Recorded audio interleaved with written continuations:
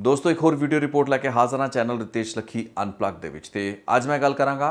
डेरा सच्चा सौदा के मुखी गुरमीत राम रहीम। आने वाली कुछ रिपोर्टां मेरिया गुरमीत राम रहीम उत्ते फोकस रहने वालियां ने क्योंकि गुरमीत राम रहीम एक ऐसे डेरे का मुखिया रहा है जिसने कि पंजाब की सियासत को भी बीते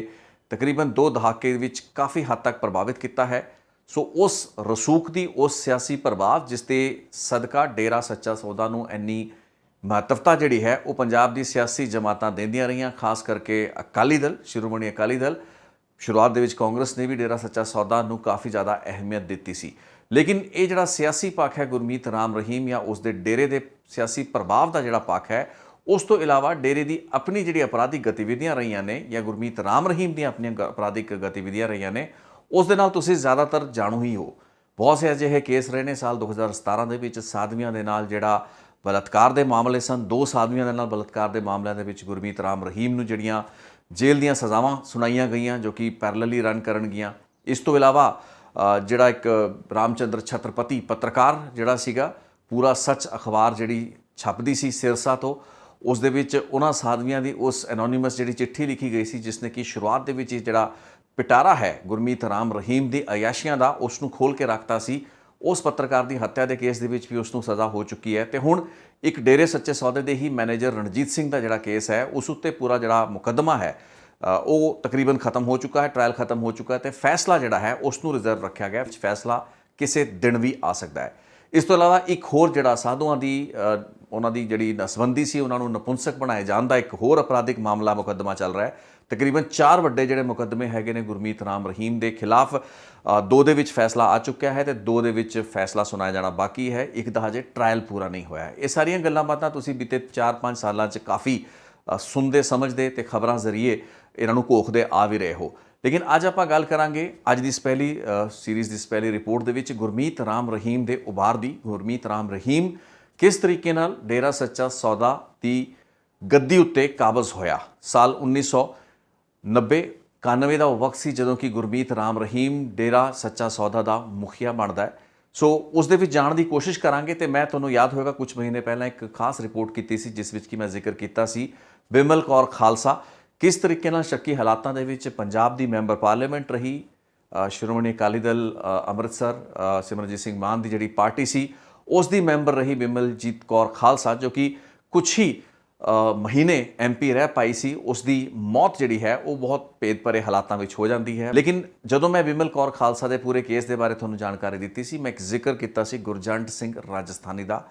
खालिस्तान कमांडो फोर्स राजस्थानी का ये मुखिया सी। एक इनामी इश्तिहारी जिहड़ा सीगा खाड़कू सी, तकरीबन 20 लाख के आस पास उस जमाने के 1990-91 के समझा जाता भी इस उत्ते इनाम सी। ये दस दिए भी खालिस्तान कमांडो फोर्स या KCF पंजवड़ जिहड़ी सी, वैसे तो परमजीत पंजवड़ की अगवाई हेठ चल रही सी, उही KCF जिसनों कि किसी समय जिहड़ा है जनरल लाभ सिंह ने लीड किया, बाद में उसके लीडर चेंज होंदे रहे। लेकिन परमजीत पंजवड़ की अगवाई हेठ KCF पंजवड़ दी गतिविधियां जिहड़ियां सी वो पंजाब के तरनतारन अमृतसर या मंड का जिहड़ा एरिया सी, दरियाई एरिया सी, उस दे विच ज़्यादातर बेस सन। लेकिन इस तो इलावा KCF की एक होर जिहड़ी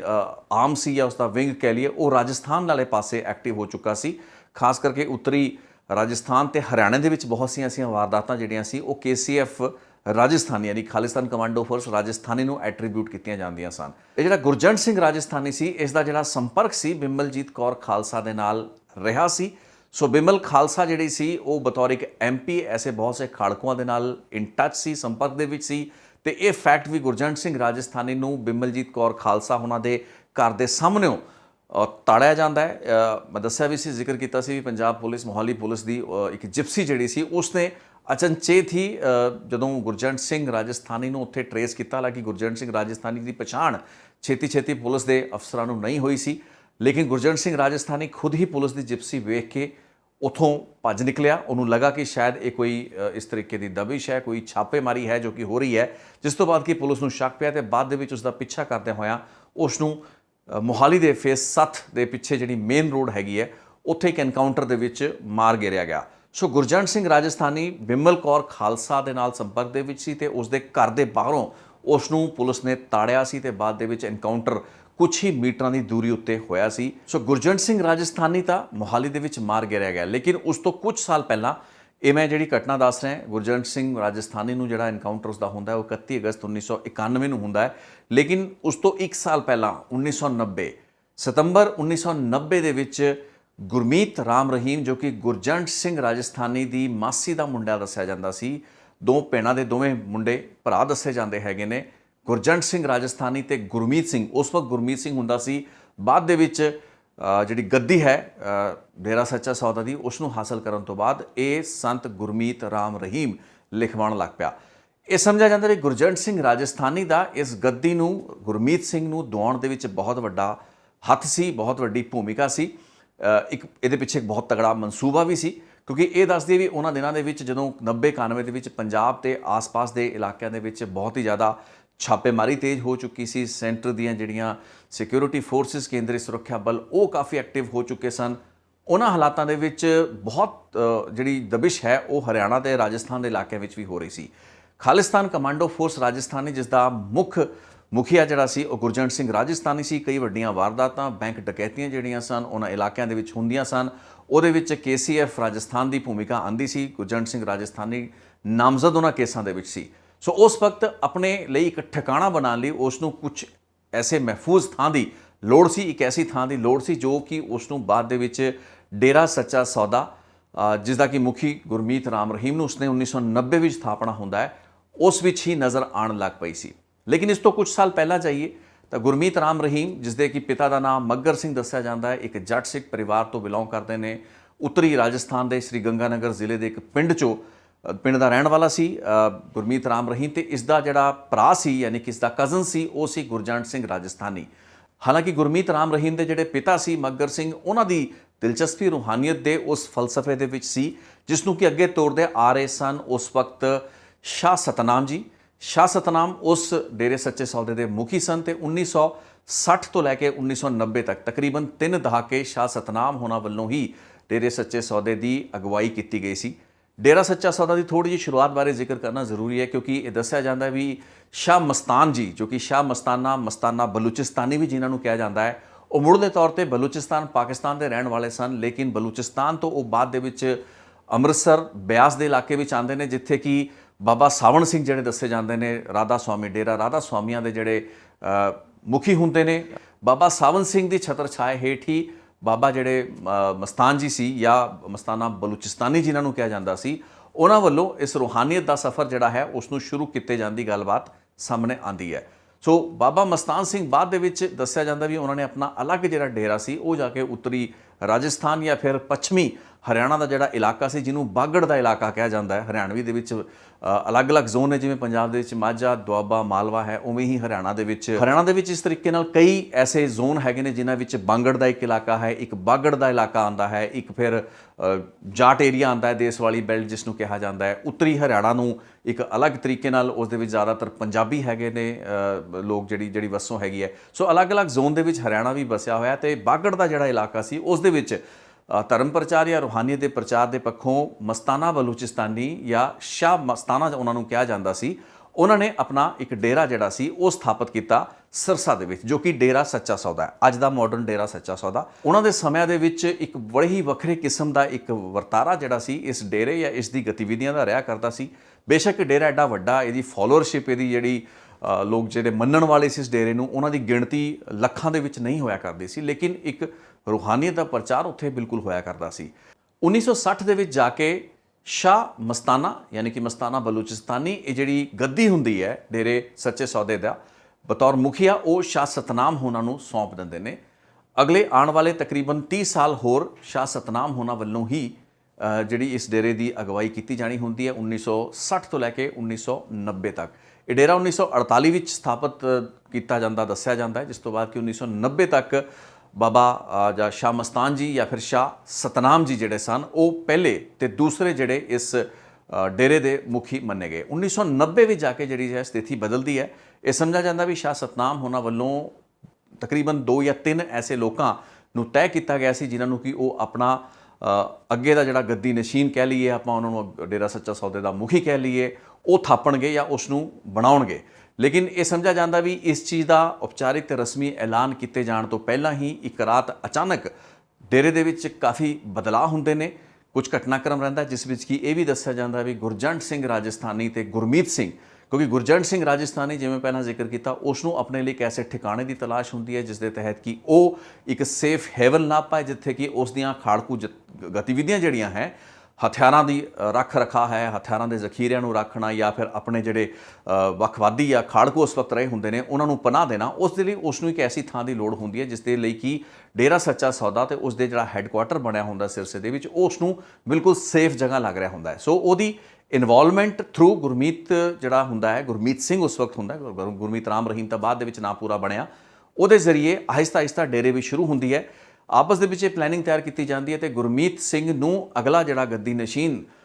ਥਾਪੇ ਜਾਣ ਲਈ ਜਿਹੜੀਆਂ ਕੋਸ਼ਿਸ਼ਾਂ ਹੈ ਉਹ ਗੁਰਜੰਟ ਸਿੰਘ ਰਾਜਸਥਾਨੀ ਵੱਲੋਂ ਤੇਜ਼ ਹੁੰਦੀਆਂ ਨੇ। ਇਹ ਦੱਸਿਆ ਜਾਂਦਾ ਵੀ ਓਵਰਨਾਈਟ ਹੀ ਜਾ ਕੇ ਸ਼ਾਹ ਸਤਨਾਮ ਜੋ ਕਿ ਡੇਰੇ ਦੇ ਮੁਖੀ ਹੁੰਦੇ ਨੇ ਉਹਨਾਂ ਨੂੰ ਬੰਦੂਕ ਦੀ ਨੋਕ ਉੱਤੇ ਧਮਕਾਤਾ ਜਾਂਦਾ ਤੇ ਇਸ ਚੀਜ਼ ਦਾ ਉਹਨਾਂ ਤੋਂ ਵਾਅਦਾ ਲੈ ਲਿਆ ਜਾਂਦਾ ਵੀ ਅਗਲੇ ਦਿਨ ਇੱਕ ਇਕੱਠ ਕਰਕੇ ਜਾਂ ਆਪਣੀ ਸੰਗਤ ਨੂੰ ਬੁਲਾ ਕੇ ਇਸ ਚੀਜ਼ ਦਾ ਰਸਮੀ ਐਲਾਨ ਕਰਤਾ ਜਾਏਗਾ ਵੀ ਅਗਲਾ ਗੱਦੀ ਨਸ਼ੀਨ ਜਾਂ ਅਗਲਾ ਮੁਖੀ ਜਿਹੜਾ ਹੈਗਾ ਇਸ ਡੇਰੇ ਸੱਚੇ ਸੌਦੇ ਦਾ ਉਹ ਗੁਰਮੀਤ ਰਾਮ ਰਹੀਮ ਹੋਏਗਾ। ਤੇ ਇਹੀ ਹੁੰਦਾ ਵੀ ਹੈ। ਅਗਲੇ ਦਿਨ ਹੀ ਜਿਹੜਾ ਐਲਾਨ ਹੈ ਸ਼ਾਹ ਸਤਨਾਮ ਹੋਣਾ ਵੱਲੋਂ ਕਰਤਾ ਜਾਂਦਾ ਤੇ ਇਸ ਐਲਾਨ ਤੋਂ ਬਾਅਦ ਬਹੁਤ ਲੋਕਾਂ ਨੂੰ ਹੈਰਾਨੀ ਵੀ ਹੁੰਦੀ ਹੈ, ਬਹੁਤ ਲੋਕ ਇਸ ਗੱਲਬਾਤ ਨੂੰ ਲੈ ਕੇ ਸਰਪ੍ਰਾਈਜ਼ ਹੁੰਦੇ ਨੇ। ਇੱਕ ਬਹੁਤ ਹੀ ਅਚਨਚੇਤ ਕੀਤਾ ਗਿਆ ਫੈਸਲਾ ਹੁੰਦਾ ਹੈ। ਉਹ ਲੋਕ ਜੋ ਕਿ ਉਸ ਵਕਤ ਇਸ ਗੱਦੀ ਉੱਤੇ ਜਾਂ ਫਿਰ ਡੇਰੇ ਸੱਚੇ ਸੌਦੇ ਦੇ ਮੁਖੀ ਵਜੋਂ ਬੈਠਣਾ ਚਾਹੁੰਦੇ ਹੁੰਦੇ ਨੇ, ਸਮਝਾਇਆ ਜਾਂਦਾ ਹੈ ਵੀ ਰਾਤੋਂ ਰਾਤ ਜਿਹੜਾ ਹੈ ਸ਼ਾਹ ਮਸਤਾਨ ਹੋਣਾ ਨੂੰ ਧਮਕਾਤਾ ਜਾਂਦਾ ਹੈ ਜਾਂ ਫਿਰ ਉਹਨਾਂ ਨੂੰ ਬਾਅਦ ਦੇ ਵਿੱਚ ਇਸ ਤਰੀਕੇ ਦੇ ਕੋਈ ਦਬਾਅ ਉਹਨਾਂ 'ਤੇ ਪਾਏ ਜਾਂਦੇ ਨੇ ਜਿਸ ਤੋਂ ਬਾਅਦ ਕਿ ਉਹ ਮਜਬੂਰ ਹੋ ਕੇ ਐਲਾਨ ਕਰ ਦਿੰਦੇ ਨੇ ਤੇ ਗੁਰਮੀਤ ਸਿੰਘ ਬਣ ਜਾਂਦਾ ਹੈ ਗੁਰਮੀਤ ਰਾਮ ਰਹੀਮ। ਗੁਰਮੀਤ ਰਾਮ ਰਹੀਮ ਡੇਰਾ ਸੱਚਾ ਸੌਦਾ ਦਾ ਮੁਖੀ 1990 ਦੇ ਵਿੱਚ ਥਾਪਿਆ ਜਾਂਦਾ ਹੈ। ਇਸ ਤੋਂ ਕੁਝ ਹੀ ਮਹੀਨਿਆਂ ਬਾਅਦ ਸ਼ਾਹ ਸਤਨਾਮ ਹੋਣਾ ਦੀ ਵੀ ਮੌਤ ਹੋ ਜਾਂਦੀ ਹੈ। ਇੱਕ ਲੰਬੀ ਚੌੜੀ ਬਿਮਾਰੀ ਤੋਂ ਬਾਅਦ ਇਹ ਮੌਤ ਹੋਈ ਦੱਸੀ ਜਾਂਦੀ ਹੈ ਤੇ ਕੁਝ ਮਹੀਨਿਆਂ ਬਾਅਦ ਗੁਰਜੰਟ ਸਿੰਘ ਰਾਜਸਥਾਨੀ ਦਾ ਉਹ ਐਨਕਾਊਂਟਰ ਮੋਹਾਲੀ ਦੇ ਵਿੱਚ ਹੋ ਜਾਂਦਾ ਹੈ। ਸੋ ਗੁਰਮੀਤ ਸਿੰਘ ਜਿਸ ਨੂੰ ਕਿ ਡੇਰਾ ਸੱਚਾ ਸੌਦਾ ਦਾ ਮੁਖੀ ਲਵਾਉਣ ਲਈ ਗੁਰਜੰਟ ਸਿੰਘ ਰਾਜਸਥਾਨੀ ਦਾ ਅਹਿਮ ਯੋਗਦਾਨ ਸੀ ਤੇ ਗੁਰਜੰਟ ਸਿੰਘ ਰਾਜਸਥਾਨੀ ਜਿਸ ਨੇ ਕਿ ਸਮਝਿਆ ਜਾਂਦਾ ਹੈ ਵੀ ਡੇਰੇ ਨੂੰ ਆਪਣੇ ਇੱਕ ਮੇਜਰ ਪੁਆਇੰਟ ਲਈ, ਆਪਣੀ ਠਹਿਰ ਲਈ ਜਾਂ ਆਪਣੇ ਹਥਿਆਰਾਂ ਨੂੰ ਇਕੱਠੇ ਕਰਨ ਦੇ ਮਕਸਦ ਦੇ ਨਾਲ ਉਸ ਮਨਸੂਬੇ ਦੇ ਨਾਲ ਆਪਣਾ ਇੱਕ ਮੇਨ ਬੇਸ ਬਣਾ ਲਿਆ ਸੀ। ਉਸ ਦੇ ਵਿੱਚ ਉਸਦੇ ਹਥਿਆਰ, ਉਸਦੇ ਜਿਹੜੇ ਹੋਰ ਸਾਥੀ ਖਾੜਕੂ, ਉਹਨਾਂ ਦੀ ਪਨਾਹ ਮਿਲਣ ਦਾ, ਉਹਨਾਂ ਦੀ ਠਹਿਰ ਹੋਣ ਦਾ ਜਿਹੜਾ ਸਿਲਸਿਲਾ ਸੀ ਉਹ ਲਗਾਤਾਰ ਜਾਰੀ ਚੱਲ ਰਿਹਾ ਸੀ। ਇਸ ਦੇ ਚੱਲਦਿਆਂ ਹੋਇਆ ਇੱਕ ਬੇਸ ਜਿਹੜਾ ਸੀ ਡੇਰੇ ਸੱਚੇ ਸੌਦੇ ਦਾ ਗੁਰਜੰਟ ਸਿੰਘ ਰਾਜਸਥਾਨੀ ਦੀ ਗਤੀਵਿਧੀਆਂ ਲਈ ਬਣਦਾ ਜਾ ਰਿਹਾ ਸੀ। ਲੇਕਿਨ ਜਦੋਂ ਅਗਸਤ 31, 1991 ਨੂੰ ਉਸ ਦਾ ਐਨਕਾਊਂਟਰ ਮੋਹਾਲੀ ਦੇ ਵਿੱਚ ਹੋ ਜਾਂਦਾ ਹੈ, ਉਸ ਤੋਂ ਬਾਅਦ ਉਹ ਸਾਰੀ ਦੀ ਸਾਰੀ ਗਤੀਵਿਧੀਆਂ ਜਿਹੜੀਆਂ ਸੀ ਉਸ ਇਲਾਕੇ ਵਿੱਚ KCF ਰਾਜਸਥਾਨ ਦੀਆਂ ਜਾਂ ਰਾਜਸਥਾਨੀ ਦੀਆਂ ਉਹ ਇੱਕਦਮ ਬੰਦ ਹੋ ਜਾਂਦੀਆਂ ਨੇ। ਉਸ ਤੋਂ ਬਾਅਦ ਉਸ ਜਥੇਬੰਦੀ ਨੂੰ ਲੀਡ ਕਰਨ ਵਾਲਾ ਕੋਈ ਵੀ ਖਾੜਕੂ ਨਹੀਂ ਰਹਿੰਦਾ। ਉਹ ਜਿੰਨੇ ਵੀ ਹਥਿਆਰ ਹੁੰਦੇ ਨੇ ਜਾਂ ਜੋ ਵੀ ਜਿੰਨੇ ਵੀ ਸੰਸਾਧਨ ਜਾਂ ਸਰੋਤ ਜਿਹੜੇ ਕਿ ਗੁਰਜੰਟ ਸਿੰਘ ਰਾਜਸਥਾਨੀ ਦੇ ਡੇਰੇ ਸੱਚੇ ਸੌਦੇ ਦੇ ਵਿੱਚ ਹੁੰਦੇ ਨੇ ਉਹ ਸਾਰੇ ਦੇ ਸਾਰੇ ਗੁਰਮੀਤ ਰਾਮ ਰਹੀਮ ਦੇ ਕੋਲ ਆ ਚੁੱਕੇ ਹੁੰਦੇ ਨੇ ਬਾਈ ਡਿਫਾਲਟ। ਗੁਰਮੀਤ ਰਾਮ ਰਹੀਮ ਦੇ ਰਸਤੇ ਦੀਆਂ ਸਾਰੀਆਂ ਅੜਚਨਾਂ ਖਤਮ ਹੋ ਚੁੱਕੀਆਂ ਹੁੰਦੀਆਂ ਨੇ। ਸ਼ਾਹ ਸਤਨਾਮ ਹੋਣਾ ਦੀ ਮੌਤ ਹੋ ਚੁੱਕੀ ਹੁੰਦੀ ਹੈ। ਗੁਰਜੰਟ ਸਿੰਘ ਰਾਜਸਥਾਨੀ ਦਾ ਐਨਕਾਊਂਟਰ ਹੋ ਚੁੱਕਾ ਹੁੰਦਾ ਹੈ। ਗੁਰਮੀਤ ਰਾਮ ਰਹੀਮ ਹੁਣ ਡੇਰੇ ਸੱਚੇ ਸੌਦੇ ਦਾ ਮੁਖੀ ਬਣ ਚੁੱਕਾ ਹੁੰਦਾ ਤੇ 1990 ਤੇ 91 ਦੇ ਇਸ ਦੌਰ ਤੋਂ ਬਾਅਦ ਆਉਣ ਵਾਲੇ ਤਕਰੀਬਨ 10-12 ਸਾਲ ਉਸਨੇ ਡੇਰੇ ਸੱਚੇ ਸੌਦੇ ਦੇ ਵਿੱਚ ਉਸਦੀ ਜਿਹੜੀ ਗਤੀਵਿਧੀਆਂ ਐਕਟੀਵਿਟੀਜ਼ ਹੁੰਦੀਆਂ ਨੇ ਉਹਨਾਂ ਨੂੰ ਇੱਕ ਵੱਖਰਾ ਹੀ ਸਰੂਪ ਦੇਣਾ ਹੁੰਦਾ ਹੈ ਕਿਉਂਕਿ ਇਹੀ ਉਹ ਦੌਰ ਹੁੰਦਾ 1991, 92, 93 ਦੇ ਸਾਲ ਜਦੋਂ ਕਿ ਖਾੜਕੂਵਾਦ ਦੇ ਖਿਲਾਫ ਜਿਹੜੀ ਲਹਿਰ ਹੈ ਉਸ ਨੂੰ ਉੱਠਦੀ ਹੋਈ ਇਸ ਲਹਿਰ ਨੂੰ ਦਬਾਤਾ ਗਿਆ ਸੀ ਬੇਅੰਤ ਸਿੰਘ ਦੀ ਸਰਕਾਰ ਦੇ ਦੌਰਾਨ ਤੇ 1994-95 ਤੱਕ ਜਾ ਕੇ ਸਥਿਤੀ ਪੂਰੇ ਤਰੀਕੇ ਨਾਲ ਕਾਬੂ ਕਰ ਲਈ ਗਈ ਸੀ। ਉਹਨਾਂ ਹਾਲਾਤਾਂ ਦੇ ਵਿੱਚ ਹੁਣ ਗੁਰਮੀਤ ਰਾਮ ਰਹੀਮ ਜਿਹੜਾ ਹੁੰਦਾ ਹੈ ਉਹ ਵੱਖਰੇ ਤਰੀਕੇ ਨਾਲ ਆਪਣੇ ਉਸ ਡੇਰੇ ਨੂੰ ਜੋ ਕਿ ਕੁਝ ਏਕੜ ਦੇ ਵਿੱਚ ਫੈਲਿਆ ਹੋਇਆ ਉਹ ਡੇਰੇ ਦਾ ਹੈੱਡਕੁਆਟਰ ਹੁੰਦਾ ਹੈ ਉਸ ਨੂੰ ਕਈ 100 ਏਕੜ ਦੀ ਜ਼ਮੀਨ ਤੱਕ ਫੈਲਾ ਲੈਂਦਾ ਹੈ ਕਿਉਂਕਿ ਗੁਰਮੀਤ ਰਾਮ ਰਹੀਮ ਕੋਲ ਹਥਿਆਰਾਂ ਦੀ ਉਹ ਉਪਲਬਧਤਾ ਹੁੰਦੀ ਹੈ ਜੋ ਕਿ ਗੁਰਜੰਟ ਸਿੰਘ ਰਾਜਸਥਾਨੀ ਦੇ ਜ਼ਮਾਨੇ ਤੋਂ ਹੀ ਉਸ ਤੋਂ ਚੱਲੇ ਆ ਰਹੇ ਹੁੰਦੇ ਨੇ। ਜਿਹੜੇ ਕ੍ਰਿਮੀਨਲ ਐਲੀਮੈਂਟਸ ਹੁੰਦੇ ਨੇ ਉਹ ਵੀ ਉਸ ਕੋਲ ਬਹੁਤ ਹੁੰਦੇ ਨੇ। ਸੋ ਉਸ ਦਾ ਇੱਕ ਮੋਡਸ ਆਪਰੈਂਡੀ ਅਜਿਹਾ ਬਣ ਚੁੱਕਾ ਹੁੰਦਾ ਵੀ ਆਸ-ਪਾਸ ਦੇ ਲੋਕਾਂ ਨੂੰ ਇਲਾਕੇ ਦੇ ਲੋਕਾਂ ਨੂੰ ਪਹਿਲਾਂ ਤਾਂ ਉਹ ਆਪਣੇ ਸਤਸੰਗਾਂ ਦੇ ਵਿੱਚ ਜਾਂ ਫਿਰ ਆਪਣੇ ਇਕੱਠ ਜਿਹੜੇ ਹੁੰਦੇ ਨੇ ਉਹਨਾਂ ਵਿੱਚ ਇਨਵਾਈਟ ਕਰਦੇ ਨੇ, ਬੁਲਾਉਂਦੇ ਨੇ ਤੇ ਆਹਿਸਤਾ ਉਹਨਾਂ ਦੀ ਜ਼ਮੀਨਾਂ ਉੱਤੇ ਕਬਜ਼ੇ ਹੋਣੇ ਸ਼ੁਰੂ ਹੋ ਜਾਂਦੇ ਨੇ। ਇਹ ਸਮਝ ਵਿੱਚ ਆਉਂਦਾ ਵੀ ਜਿਹੜੇ ਸਤਸੰਗ ਵੱਡੇ ਹੋਇਆ ਕਰਦੇ ਸੀ ਉਸ ਦੇ ਵਿੱਚ ਸੈਂਕੜਾ ਹਜ਼ਾਰਾਂ ਦੀ ਗਿਣਤੀ ਵਿੱਚ ਜਿਹੜੇ ਸਮਰਥਕ ਡੇਰੇ ਸੱਚੇ ਸੌਦੇ ਦੇ ਆਉਂਦੇ ਸਨ ਉਹ ਲੋਕਾਂ ਦੀ ਜ਼ਮੀਨਾਂ ਉੱਤੇ ਬੈਠ ਜਾਂਦੇ ਤੇ ਕਈ ਦਿਨ ਉਹਨਾਂ ਨੂੰ ਬਿਠਾ ਕੇ ਉੱਥੇ ਰੱਖਿਆ ਜਾਂਦਾ ਸੀ ਜਿਸ ਤੋਂ ਬਾਅਦ ਕਿ ਜ਼ਮੀਨ ਦੇ ਜਿਹੜੇ ਮਾਲਕ ਹੁੰਦੇ ਸਨ ਉਹ ਜਦੋਂ ਤੰਗ ਪਰੇਸ਼ਾਨ ਹੋ ਕੇ ਗੁਰਮੀਤ ਰਾਮ ਰਹੀਮ ਕੋਲ ਆਉਂਦੇ ਸਨ ਤਾਂ ਗੁਰਮੀਤ ਰਾਮ ਰਹੀਮ ਉਹਨਾਂ ਨੂੰ ਦਬਕਾ ਮਾਰਦਾ ਸੀ ਜਾਂ ਉਸਦੇ ਬੰਦੇ ਉਸ ਨੂੰ ਇਸ ਤਰੀਕੇ ਨਾਲ ਦਬਕਾ ਮਾਰ ਕੇ ਉਹ ਜ਼ਮੀਨਾਂ ਜਿਹੜੀਆਂ ਸੀ ਉਹਨਾਂ ਨੂੰ ਬਹੁਤ ਹੀ ਘੱਟ ਕੀਮਤਾਂ, ਬਹੁਤ ਹੀ ਘੱਟ ਭਾਅ ਉੱਤੇ ਖਰੀਦਣ ਜਾਂ ਵੇਚਣ ਲਈ ਮਜਬੂਰ ਕਰਦੇ ਸਨ। ਸੋ ਇਹ ਜ਼ਮੀਨਾਂ ਜਿਹੜੀਆਂ ਸਨ ਜੋ ਕਿ ਡੇਰੇ ਸੱਚੇ ਸੌਦੇ ਦੇ ਹੈੱਡਕੁਆਟਰ ਦੇ ਇਰਦ ਗਿਰਦ ਸਨ, ਉਹਨਾਂ ਨੂੰ ਇੱਕ ਤੋਂ ਬਾਅਦ ਇੱਕ ਬਹੁਤ ਹੀ ਸਸਤੀ ਕੀਮਤਾਂ ਉੱਤੇ ਆਉਣੇ ਪਾਉਣੇ ਰੇਟਾਂ ਉੱਤੇ ਖਰੀਦਿਆ ਜਾਣ ਦਾ ਸਿਲਸਿਲਾ ਸ਼ੁਰੂ ਹੋਇਆ ਤੇ ਇੱਕ ਹੱਥਕੰਡਾ ਬਣ ਗਿਆ, ਇੱਕ ਐਸਾ ਇੱਕ ਟੂਲ ਤੇ ਮੋਡਸ ਆਪਰੈਂਡਾ ਹੀ ਬਣ ਗਿਆ, ਜਿਸ ਤੋਂ ਬਾਅਦ ਕਿ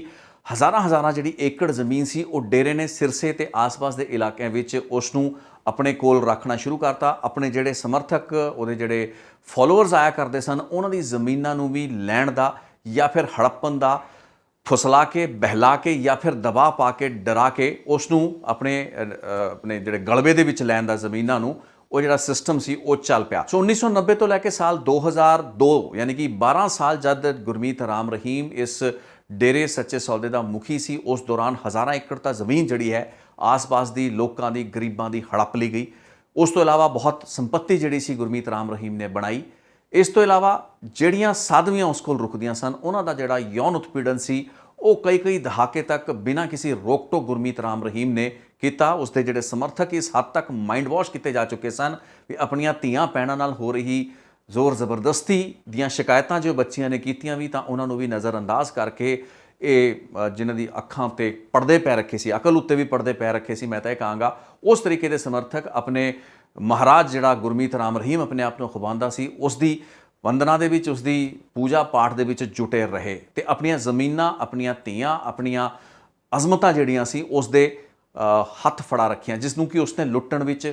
ਕੋਈ ਕਸਰ ਨਹੀਂ ਛੱਡੀ। ਸੋ ਸਾਲ 2002 ਚੜ੍ਹ ਆਉਂਦਾ ਹੈ, ਜਦ ਕਿ ਇਹ ਉਹ ਅਹਿਮ ਸਾਲ ਹੁੰਦਾ ਜਦੋਂ ਕਿ ਪੰਜਾਬ ਦੇ ਵਿੱਚ ਇੱਕ ਅਸੈਂਬਲੀ ਇਲੈਕਸ਼ਨ ਹੋਣਾ ਹੁੰਦਾ ਹੈ ਤੇ ਇਹੀ ਉਹ ਸਾਲ ਹੁੰਦਾ ਜਦੋਂ ਕਿ ਗੁਰਮੀਤ ਰਾਮ ਰਹੀਮ ਦੇ ਖਿਲਾਫ ਸ਼ਿਕਾਇਤਾਂ ਦਾ ਉਹ ਪੁਲੰਦਾ ਖੁੱਲ੍ਹਣਾ ਹੁੰਦਾ, ਉਹ ਪਿਟਾਰਾ ਖੁੱਲ੍ਹਣਾ ਹੁੰਦਾ, ਜਿਸ ਨੇ ਕਿ ਆਉਣ ਵਾਲੇ 20 ਸਾਲ ਤੱਕ ਜਾਂ ਹੋਰ ਨਾ ਜਾਣੇ ਕਿੰਨੇ ਹੋਰ ਸਾਲ ਹੈਗੇ ਨੇ ਜਦੋਂ ਤੱਕ ਉਸਦਾ ਖਹਿੜਾ ਨਹੀਂ ਛੱਡਣਾ। ਸੋ 2002 ਦਾ ਇਲੈਕਸ਼ਨ ਬੜਾ ਕ੍ਰਿਟੀਕਲ ਹੈ। ਵਿਧਾਨ ਸਭਾ ਪੰਜਾਬ ਦਾ ਇਲੈਕਸ਼ਨ ਹੁੰਦਾ ਤੇ ਪਹਿਲਾ ਇਲੈਕਸ਼ਨ ਸੀ ਜਦੋਂ ਕਿ ਗੁਰਮੀਤ ਰਾਮ ਰਹੀਮ ਜਾਂ ਫਿਰ ਡੇਰੇ ਸੱਚੇ ਸੌਦੇ ਦੀ ਜਿਹੜੀ ਪੋਲੀਟੀਕਲ ਅਫੇਅਰਸ ਕਮੇਟੀ ਦੀ ਸਮਿਤੀ ਹੁੰਦੀ ਹੈ, ਕਮੇਟੀ ਹੁੰਦੀ ਹੈ, ਉਸਨੇ ਖੁੱਲ੍ਹਾ ਕਾਂਗਰਸ ਨੂੰ ਪੰਜਾਬ ਦੇ ਵਿੱਚ ਸਮਰਥਨ ਦੇਣ ਦਾ ਐਲਾਨ ਕੀਤਾ ਤੇ ਐਲਾਨ ਕਰਵਾਇਆ ਗਿਆ। ਤੇ ਇੱਥੋਂ ਹੀ ਡੇਰੇ ਸੱਚੇ ਸੌਦੇ ਦੀ ਦੁਸ਼ਮਣੀ ਜਿਹੜੀ ਸੀ, ਜੋ ਕਿ ਮਹਿਜ਼ 4 ਜਾਂ 5 ਸਾਲ ਹੀ ਚੱਲਣੀ ਸੀ, ਲੇਕਿਨ ਅਕਾਲੀ ਦਲ ਨਾਲ ਸ਼ੁਰੂ ਵੀ ਹੋ ਜਾਂਦੀ ਹੈ। ਲੇਕਿਨ ਇਸੇ ਸਾਲ 2002 ਦੇ ਵਿੱਚ ਸ਼ੁਰੂ ਹੋਇਆ ਉਹ ਸਿਲਸਿਲਾ, ਖੁੱਲ੍ਹਿਆ ਉਹ ਪਿਟਾਰਾ, ਜਿਸ ਦੇ ਤਹਿਤ ਕਿ ਇੱਕ ਤੋਂ ਬਾਅਦ ਇੱਕ ਸ਼ਿਕਾਇਤਾਂ ਦਾ, ਖਾਸ ਕਰਕੇ ਉਹ ਜਿਹੜੀ ਅਣਪਛਾਤੀ ਇੱਕ ਸਾਧਵੀ ਵੱਲੋਂ ਲਿਖੀ ਗਈ ਚਿੱਠੀ ਸੀ, ਇੱਕ ਐਨੋਨਿਮਸ ਲੈਟਰ ਸੀ, ਜੋ ਕਿ ਦੇਸ਼ ਦੇ ਪ੍ਰਧਾਨ ਮੰਤਰੀ, ਚੀਫ ਜਸਟਿਸ ਸਣੇ ਕਈ ਮੀਡੀਆ ਅਦਾਰਿਆਂ ਨੂੰ ਭੇਜਿਆ ਗਿਆ ਤੇ ਫਿਰ ਇੱਕ ਪੱਤਰਕਾਰ ਨੇ ਉਸ ਨੂੰ ਛਾਪਣ ਦੀ ਵੀ ਜ਼ਰੂਰਤ ਕੀਤੀ, ਰਾਮਚੰਦਰ ਛਤਰਪਤੀ ਜੀ ਨੇ। ਬਾਅਦ ਦੇ ਵਿੱਚ ਉਹਨਾਂ ਨੂੰ ਵੀ ਇਸੇ ਸਾਲ 2002 ਦੇ ਵਿੱਚ ਹੀ ਮਾਰ ਮੁਕਾਇਆ ਗਿਆ। ਉਸ ਤੋਂ ਪਹਿਲਾਂ ਰਣਜੀਤ ਸਿੰਘ, ਡੇਰੇ ਦਾ ਉਹ ਮੈਨੇਜਰ ਜਿਸ ਦੀ ਕਿ ਭੈਣ ਦੇ ਨਾਲ ਵਧੀਕੀ ਹੋਈ ਸੀ ਤੇ ਉਸ ਦੀ ਭੈਣ ਨੇ ਜਦੋਂ ਆਪਣੇ ਭਰਾ ਨੂੰ ਇਹ ਸਭ ਕੁਝ ਦੱਸਿਆ ਤਾਂ ਉਹਨੇ ਡੇਰੇ ਤੋਂ ਕਿਨਾਰਾ ਕਰ ਲਿਆ ਸੀ। ਉਸ ਨੂੰ ਬਾਅਦ ਦੇ ਵਿੱਚ ਡੇਰੇ ਵਿੱਚ ਬੁਲਾ ਕੇ ਧਮਕਾਇਆ ਜਾਂਦਾ ਸੀ। ਲੇਕਿਨ ਜਦੋਂ ਇੱਕ ਹੋਰ ਸਾਧਵੀ ਨੇ ਇੱਕ ਐਨੋਨਿਮਸ ਜਿਹੜੀ ਚਿੱਠੀ ਲਿਖਤੀ, ਉਸ ਤੋਂ ਬਾਅਦ ਸ਼ੱਕ ਤੇ ਸ਼ੰਕਾ ਪੈਦਾ ਹੋਇਆ ਵੀ ਰਣਜੀਤ ਸਿੰਘ ਨੇ ਉਹ ਚਿੱਠੀ ਆਪਣੀ ਭੈਣ ਦੇ ਆਖੇ ਲਿਖਵਾਈ ਹੋ ਸਕਦੀ ਹੈ, ਐਨੋਨਿਮਸ ਲੈਟਰ, ਜਿਸ ਤੋਂ ਬਾਅਦ ਕਿ ਰਣਜੀਤ ਸਿੰਘ ਨੂੰ ਨਿਸ਼ਾਨਾ ਬਣਾ ਕੇ ਕੁਰੂਕਸ਼ੇਤਰ ਪੀਪਲੀ ਦੇ ਇਲਾਕੇ 'ਚ ਮਾਰਤਾ ਗਿਆ। ਇਹ ਦੋਵੇਂ ਜਿਹੜੇ ਹੱਤਿਆਕਾਂਡ ਹੈਗੇ ਨੇ, ਰਣਜੀਤ ਸਿੰਘ ਦਾ ਫੈਸਲਾ ਕਿਸੇ ਵਕਤ ਵੀ ਆ ਸਕਦਾ ਹੈ ਤੇ ਰਾਮਚੰਦਰ ਛਤਰਪਤੀ ਕੇਸ ਦੇ ਵਿੱਚ ਡੇਰਾ ਸੱਚਾ ਸੌਦਾ ਦੇ ਮੁਖੀ ਨੂੰ ਸਜ਼ਾ ਹੋ ਚੁੱਕੀ ਹੈ, ਉਸ ਵਿੱਚੋਂ ਦੋਸ਼ੀ ਕਰਾਰ ਦਿੱਤਾ ਜਾ ਚੁੱਕਾ ਹੈ। ਸਾਧਵੀ ਕੇਸਾਂ ਦਾ ਮੈਂ ਪਹਿਲਾਂ ਜ਼ਿਕਰ ਕਰ ਚੁੱਕਾ ਹਾਂ। ਇਹ 3 ਅਲੱਗ-ਅਲੱਗ ਜਾਂ 4 ਅਲੱਗ-ਅਲੱਗ ਜਿਹੜੇ ਅਪਰਾਧਿਕ ਕੇਸ ਨੇ, ਇਹਨਾਂ ਦੀ ਅਲੱਗ ਗੱਲ ਕਰਾਂਗੇ ਤੇ ਪੋਲੀਟੀਕਲੀ ਜਾਂ ਸਿਆਸੀ ਪੱਧਰ ਉੱਤੇ ਡੇਰਾ ਸੱਚਾ ਸੌਦਾ ਕਿਵੇਂ ਪੋਲੀਟੀਕਲ ਤੇ ਸਿਆਸੀ ਪਾਰਟੀਆਂ ਨਾਲ ਰਲਗੜ ਕਰਦਾ ਰਿਹਾ। ਪਹਿਲਾਂ ਕਾਂਗਰਸ ਦੇ ਨਾਲ ਉਸਨੇ ਫਲਰਟਿੰਗ ਕੀਤੀ ਜਾਂ ਕਾਂਗਰਸ ਨੇ ਕਹੀਏ ਵੀ ਡੇਰੇ ਸੱਚੇ ਸੌਦੇ ਨੂੰ ਵਰਤਿਆ ਮਾਲਵੇ ਦੇ ਇਲਾਕੇ ਦੇ ਵਿੱਚ, ਤੇ ਬਾਅਦ ਦੇ ਵਿੱਚ 2007 ਤੋਂ ਬਾਅਦ ਅਕਾਲੀ ਦਲ ਨੇ ਕਿਸ ਤਰੀਕੇ ਨਾਲ ਡੇਰੇ ਦੀ ਧੌਣ ਉੱਤੇ ਗੋਡਾ ਰੱਖ ਕੇ ਆਪਣੀ ਚੰਮ ਦੀਆਂ ਚਲਾਈਆਂ ਤੇ ਆਉਣ ਵਾਲੇ 7-8 ਸਾਲ ਉਹਨਾਂ ਤੋਂ ਆਪਣੇ ਤਰੀਕੇ ਦੀ ਸਿਆਸਤ ਕਰਵਾਈ। ਇਹ ਸਾਰੀਆਂ ਗੱਲਾਂ ਬਾਤਾਂ ਨੂੰ ਅਲੱਗ-ਅਲੱਗ ਰਿਪੋਰਟ ਦੀ ਸ਼ਕਲ ਦੇ ਵਿੱਚ ਮੈਂ ਪੇਸ਼ ਕਰਾਂਗਾ, ਕਿਉਂਕਿ ਇੱਕ ਰਿਪੋਰਟ ਦੇ ਦਾਇਰੇ ਦੇ ਵਿੱਚ ਇਹ ਸਾਰੀਆਂ ਚੀਜ਼ਾਂ ਕਵਰ ਕਰਨੀਆਂ ਸੰਭਵ ਨਹੀਂ ਹੈਗੀਆਂ ਨੇ। ਸੋ ਆਉਣ ਵਾਲੀ ਰਿਪੋਰਟ ਦੇ ਵਿੱਚ ਮੈਂ ਸਾਰੀਆਂ ਅਪਰਾਧਿਕ ਵਾਰਦਾਤਾਂ ਜਾਂ ਘਟਨਾਵਾਂ, 4 ਵੱਡੇ ਕੇਸ ਗੁਰਮੀਤ ਰਾਮ ਰਹੀਮ ਦੇ ਖਿਲਾਫ ਜਿਹੜੇ ਹੋਏ, ਜਿਸ ਵਿੱਚ ਕਿ 2 ਵਿੱਚ ਉਹਨਾਂ ਨੂੰ ਸਜ਼ਾਵਾਂ ਮਿਲੀਆਂ, ਉਹਨਾਂ ਨੂੰ ਵੱਖਰੇ ਤਰੀਕੇ ਨਾਲ ਦੱਸਾਂਗਾ ਤੇ ਜਿਹੜੇ ਸਿਆਸੀ ਡੇਰੇ ਦਾ ਜਿਹੜਾ ਪਸਾਰ ਸੀ ਜਾਂ ਡੇਰੇ ਦੀ ਜਿਹੜੀ ਫਲਰਟਿੰਗ ਚੱਲਦੀ ਪਈ ਸੀ ਪੰਜਾਬ ਦੀ ਸਿਆਸਤ ਨਾਲ, ਉਸ ਲਈ ਕਿੱਡੀ ਘਾਤਕ ਸਾਬਤ ਹੋਈ ਤੇ ਕੀ ਡੇਰਾ ਸੱਚਾ ਸੌਦਾ ਅੱਜ ਵੀ ਪੰਜਾਬ ਜਾਂ ਦੇਸ਼ ਦੀਆਂ ਸਿਆਸੀ ਪਾਰਟੀਆਂ, ਖਾਸ ਕਰਕੇ ਕੌਮੀ ਪਾਰਟੀ ਬੀਜੇਪੀ ਦੇ ਇੱਕ ਕਠਪੁਤਲੀ ਦੇ ਰੂਪ ਵਿੱਚ ਨੱਚ ਰਿਹਾ ਹੋ ਸਕਦਾ ਹੈ ਜਾਂ ਨੱਚੇਗਾ। ਜਿਹੜੇ ਵੀ ਚੋਣ ਪੰਜਾਬ ਦੇ ਵਿੱਚ ਜਾਂ ਹਰਿਆਣਾ ਦੇ ਵਿੱਚ ਆਣਗੇ, ਉਸ ਦੇ ਵਿੱਚ ਉਹਦੀਆਂ ਭੂਮਿਕਾਵਾਂ ਨੂੰ ਵੇਰਵੇ ਸਹੀ ਸਟੱਡੀ ਕਰਾਂਗੇ, ਲੇਕਿਨ one by one ਇੱਕ ਕਰਕੇ ਇਹ ਰਿਪੋਰਟਾਂ ਨੂੰ ਤੁਹਾਡੇ ਸਾਹਮਣੇ ਲਿਆਵਾਂਗਾ। ਫਿਲਹਾਲ ਅੱਜ ਦੀ ਰਿਪੋਰਟ 'ਚ ਇੰਨਾ ਹੀ। ਸੋ ਸਟੇ ਟਿਊਨ, ਰਿਤੇਸ਼ ਲਖੀਆਨ ਪਲਗ ਨਾਲ ਜੁਟੇ ਰਹੋ।